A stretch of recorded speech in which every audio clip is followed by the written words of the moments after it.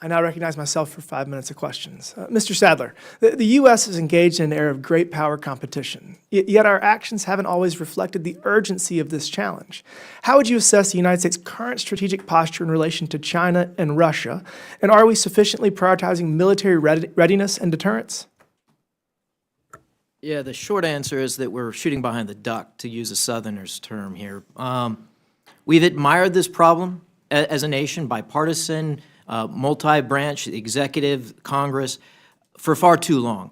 In the early 2000s, China acknowledged, recognized as the smoke was still rising over September 11th attacks in 2001, that was their strategic window of opportunity, and they've not failed to deliver on that. They've rapidly grown across the board their military while we have shrunk. And we need to do better. It requires reorganizing the way that we are doing business in government. We do need to take a fresh perspective, like we did in 1947 with the National Security Act, and get ready and retool for this new Cold War that we're in. But the focus on just readiness is a failure. Focus just on capacity is a failure. And focus just on some new capabilities and modern weapon systems is also a failure. We're in an and world. We have to do all three of those things if we hope to keep the peace. All while realizing we have $36 trillion in debt. Sounds easy. A critical element to this problem is that the Biden State Department prioritized certain foreign military sales while ignoring others, despite all being authorized by Congress. It seems that the future, well, at least in retrospect with Ukraine, it would have been better to arm them prior to Russia invading. The term that I think is used most is the porcupine method. As of September 2024, the U.S. foreign military sales backlog to Taiwan included $20.5 billion in weapons that had yet to be delivered. What specific reforms are needed to ensure critical defense equipment reaches our allies in a timely manner? Yeah, this one is troubling because the place where we could see the biggest war is with China and the United States, and so it's imperative that we get these weapons to Taiwan. Beijing does count bullets, they count missile tubes, they do count all of these things in their military-to-military balance. It's the easiest, most cost-effective way to avoid what could be the most destructive war that we've seen since we became a nation. Of course, looking back at Ukraine, thanks to President Trump in his first term, he started moving in lethal assistance. It was a little too little, a little too late, unfortunately, as we know, in February of 2022.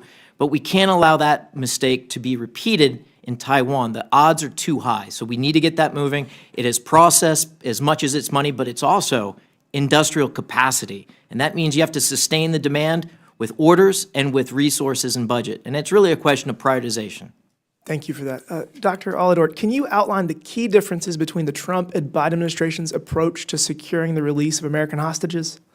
Absolutely. Thank you for the question. Thank you for the question. In my view, President Trump inherited a bad negotiating hand with this process. It's part of why it's taken so long, not the only reason. But for one thing, we should never have been a neutral broker. We are a party to these negotiations. We have American hostages there.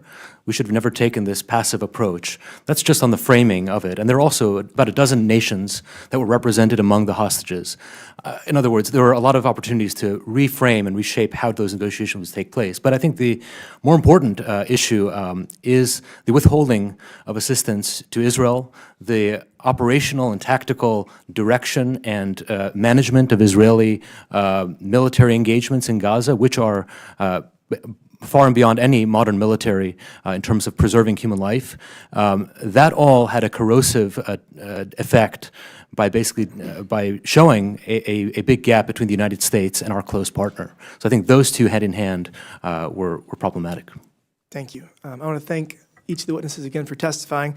What I'm hearing consistently from each of you is that we need to support President Trump's work to leverage the power of the U.S. economy, improve diplomatic relations, and modernize our defenses. And I realize that some of my colleagues across the aisle are going to take issue with the manner in which the administration is attempting to end the war in Ukraine. But I will point out that they were able to get Mexico and Canada to the table in just hours to secure their side of the border before anybody could even throw stones at the proposal. So yes, we're in a unique era of international relations, but I do believe that these new approaches have potential, and I do believe that Secretary Rubio is very incredibly talented and has the potential to resolve a lot of these challenges ahead of us. Thank you. That's all mine.